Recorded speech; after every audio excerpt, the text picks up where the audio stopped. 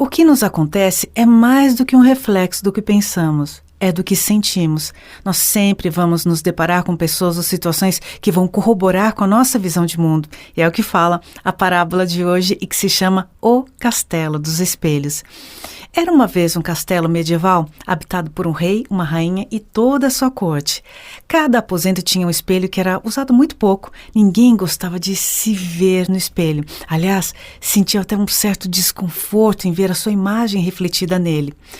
Até que um certo dia, não se sabe como, o espelho de um dos quartos quebrou.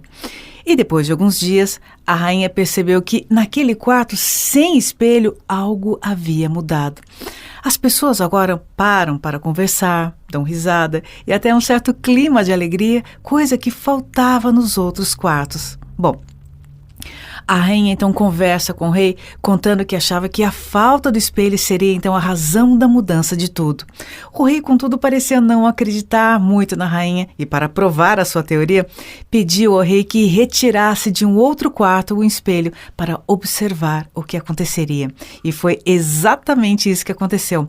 Após alguns dias, nesse quarto em que foi retirado o outro espelho, verificam-se os mesmos fenômenos. As pessoas se sentem mais à vontade, mais alegres, sem aquele desconforto e ficam muito contentes. E aí o rei então pesquisa nos arquivos do reino e descobriu que os espelhos haviam sido construídos por um alquimista que tinha a ambição de indicar a perfeição. Assim, o espelho mostrava os defeitos das pessoas que ficavam à sua frente, mas a intenção do alquimista era estimular as pessoas a melhorarem e corrigirem os seus defeitos. Mas, na verdade, o efeito era exatamente o oposto. As pessoas, ao verem os seus próprios defeitos, sentiam vergonha e tristeza. Assim, o rei e a rainha retiram todos os espelhos e decidem comprar novos. Encontram a primeira loja de vidros e o rei não gosta porque o vidraceiro só quer mostrar a preciosidade das suas molduras. Na segunda loja, espelho em mosaicos, feitas por fragmentos e só dá para ver um pedaço de cada vez e não a imagem toda. E a terceira loja, espelho deforma a imagem, fazendo parecer gordo quem é magro e magro quem é gordo. Até que numa certa rua encontra então um vidraceiro trabalhando com muita satisfação e o rei pergunta o que o seu espelho teria de tão especial. E ele responde que seus espelhos são simples e que executam uma função natural.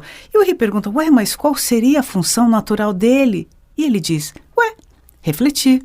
O rei, não satisfeito com a resposta, pergunta novamente, diga-me, o senhor não é um especialista?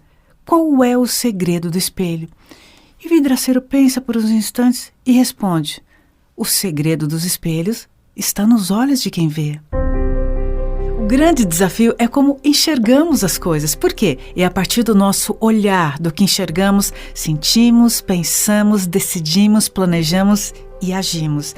Então, se a referência, a premissa for equivocada, tudo que vier, toda a conclusão será pautada em cima de um equívoco. Por exemplo, quando eu enxergo que a vida é feia ou injusta, a tendência é que eu encontre no meu caminho pessoas ou que aconteçam coisas que reforçam essa imagem que eu tenho da vida, de que as pessoas fazem coisas feias ou não são tão boas assim. Você não conhece pessoas que quando chegam, parece que até chega uma nuvem negra junto? A pessoa só chega para contar uma desgraça. Ou aquelas pessoas que, quando você fala alguma coisa, elas estão sempre numa situação pior. Por exemplo, eu falo para uma pessoa assim, nossa, outro dia eu tive uma tontura, uma labirintite, sei lá. E a pessoa fala, labirintite não é nada. Eu que tive nefrite, otite e tive que tirar o apêndice. Você conhece alguém assim?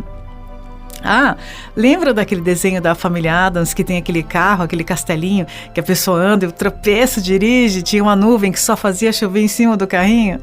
É isso.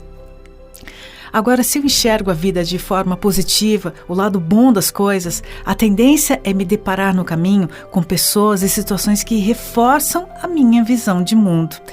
E é interessante porque pessoas que podem ser até da mesma família, ou seja, morando sob o mesmo teto, criadas pelos mesmos pais, que receberam a mesma educação, cultura, afeto e se deparam com a mesma situação e mesmo assim elas podem enxergar e enfrentar o mesmo problema de forma diferente.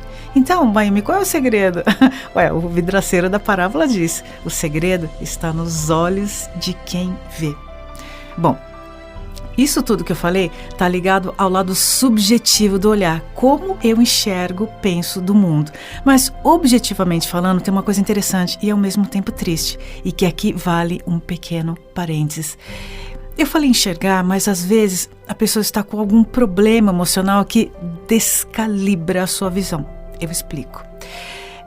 Tem pessoas que sofrem de dismorfia corporal, que é um transtorno psicológico que a pessoa acredita que ela tem algum defeito ou alguma imperfeição, mas é na sua aparência. E isso é agravado, né, com essa ditadura da moda do fitness, de ter um corpo magro, de ser bonito, de ter que ir na academia, ter que fazer crossfit, correr maratonas, fazer dietas mirabolantes, comer a cada 3 horas, enfim. E tem um tribunal das redes sociais. Você não pode estar acima do peso, você não pode envelhecer. Mulher, então, piorou.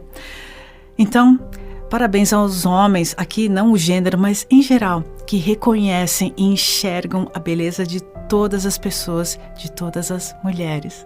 Só as pessoas bonitas aqui na alma conseguem enxergar a beleza e a luz das outras pessoas porque lhes é e soa familiar.